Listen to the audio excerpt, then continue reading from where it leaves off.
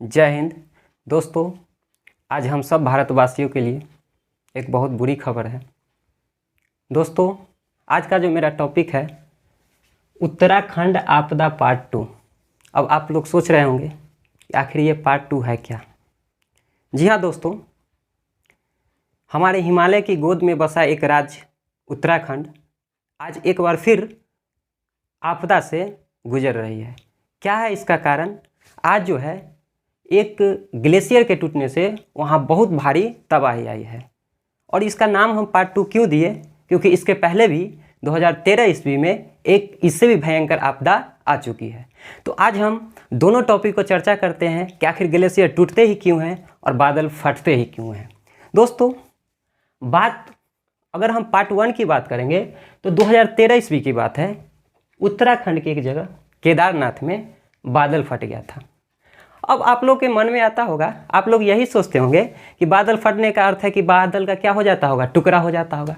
नहीं दोस्तों, ऐसी बात नहीं है।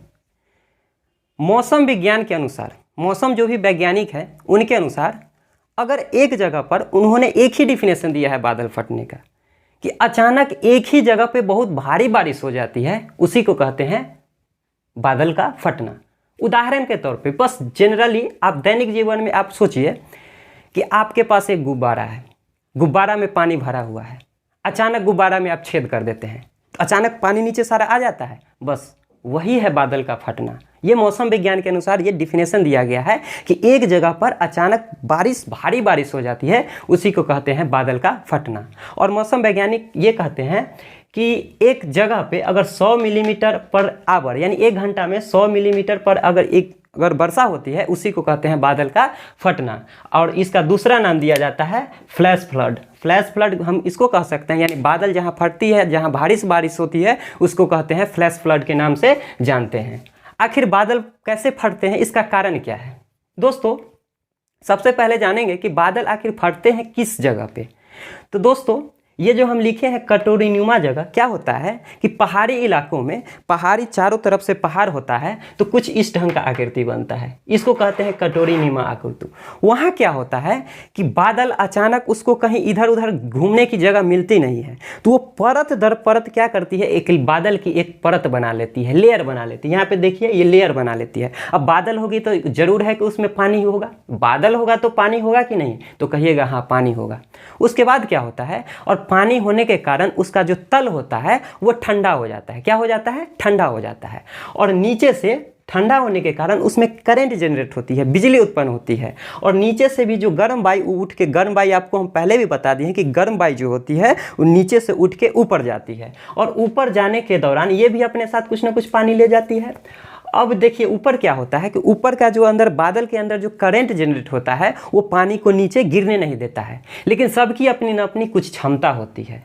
तो जब तक वो गिरने नहीं देती है बादल को, पानी को, तब तक उसका ठीक है, सब कुछ नॉर्मली है। लेकिन उसका भी अपना क्षमता है कि कितना देर वो रोक के रखता है। और अचानक क्या होता है कि अपने क्षमता से ज़्यादा हो जाने के कारण वही बादल जो होता है अचानक भारी बारिश करा देती है, और हम कहते हैं कि ये क्या हो गया है, बादल फट गया है। और तो आज का जो मेरा टॉपिक है, ये तो हम बात किए थे पार्ट 1 में जो कि 2013 में हुई थी, और आज के डेट में 7 फरवरी को आज का जो घटना है वो बादल नहीं फटी है, एक ग्लेशियर। ग्लेशियर क्या होता है कि पर्वत के ऊपर एक बर्फ की चादर जम जाती है, एक बर्फ की परत जम जाती है, उसको कहते हैं ग्लेशियर। और ग्लेशियर फटने का बहुत सारा कारण है। सबसे पहले तो ग्लेशियर फटने का कारण क्या है कि पृथ्वी में गुरुत्वाकर्षण शक्ति के कारण भी उसको जब नीचे होता है तो ग्लेशियर फटता है। और सबसे बड़ा रीजन ग्लेशियर फटने का ये होता है कि ये पृथ्वी पर प्रदूषण फैलने के कारण, जिसको कहते हैं ग्लोबल वार्मिंग। क्या कहते हैं? Global warming.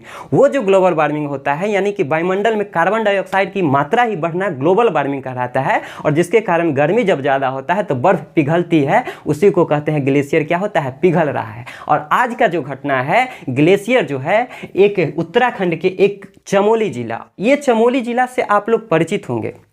ये वही चमोली जिला है जिस जिला में पर्यावरण को बचाने के लिए सुंदरलाल बहुगुणा जी ने चिपको आंदोलन किया था। और वो चिपको आंदोलन क्या था कि अचानक क्या कर रही थी कि सरकार जो है एक वनों की कटाई कर रही थी, वनों की कटाई कर रही थी। तो सुंदरलाल बहुगुणा जी ने अपने पर्यावरण को बचाने के लिए सब लोग वहाँ क्या कर दिए थे, आंदोलन कर दिए थे और पेड़ से चिपक गए थे। उसी को बोलते हैं चिपको आंदोलन। और आज की जो घटना है वही चिपको चमोली जगह की है जहां से सुंदरलाल बहुगुणा जी परिचित थे।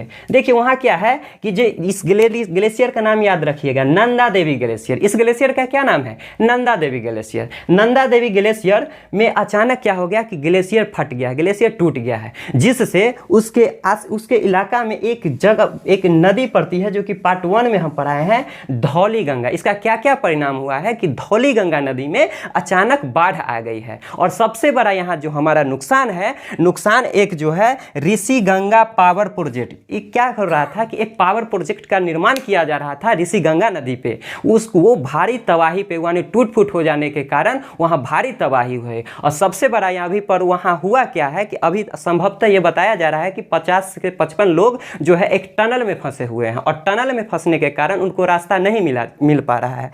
और इसको सही मार्ग दिखाने के लिए हमारे आईटीबीपी के जवान लगे हुए हैं। और साथ ही साथ वहाँ की जो एनडीआरएफ कहने का अर्थ है नेशनल डिजास्टर रिस्पांस फोर्स, वो सुरक्षा करती है बाढ़ में। और साथ ही साथ क्या किया गया है, यूपी सरकार ने ये उसको सांत्वना दी है योगी आदित्यनाथ जी कि जैसे ज़रूरत पड़ती है अपने राज्य से एसडीआरएफ भी आपको मुहैया कराएंगे। और साथ ही साथ सबसे बड़ा जो गंगा नदी के तट पे बसे जितने भी गाँव हैं उनको हाई अलर्ट पे रखा गया है। तो इसका क्या परिणाम आता है इसका हम अपडेट देंगे। लेकिन फिलहाल जब ये घटना हुई थी उस समय हमारे पीएम मोदी जी कलकत्ता के एक हल्दिया जगह पे एक भाषण कर रहे थे। भाषण के दौरान उन्होंने अपने त्रिवेंद्र सिंह रावत जो कि यूपी उत्तराखंड के सीएम हैं उनसे बात हुई है, बोली है कि हम आपको हर तरह की जो भी राहत सामग्री है हर चीज़ हम आपके साथ हैं, क्योंकि ये गंगा नदी के पावन धरती पे हम हैं और गंगा नदी का जहाँ से उद्गम है उसके साथ कुछ भी बुरा नहीं हो सकता है। हम आपके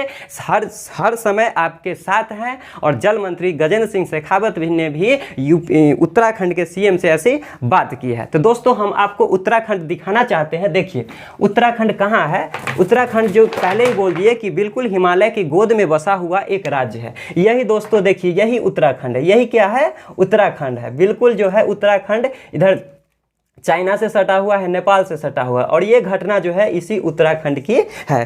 तो उम्मीद करता हूं दोस्तों ये वीडियो आपको पसंद आया होगा तो लाइक और सब्सक्राइब जरूर कर दें।